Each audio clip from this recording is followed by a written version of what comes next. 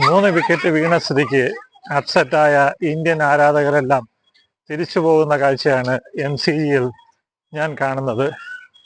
4 ഇവിടം വരെ വന്ന് ഇന്ത്യൻ ടീമിനെ ജയിപ്പിച്ചിട്ട് ഇറങ്ങൂ എന്നുള്ള മട്ടിലാണ് ഞാൻ പോകുന്നത്. വഴിനോട്ട കാഴ്ചകൾ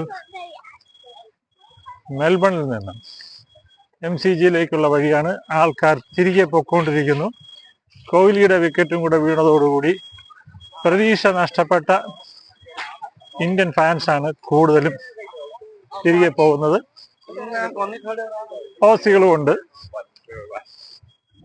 ഈ പോക്കിൽ. അങ്ങതാ ക്രിക്കറ്റ് സ്റ്റേഡിയം കാണാം. ഒരു സമനിലയെങ്കിലും ഇടിച്ചെടുക്കടേ എന്ന് പറഞ്ഞുകൊണ്ടാണ് നമ്മുടെ ആൾക്കാർ പോകുന്നത്. ഞാൻ ബാല, MCGയിൽ.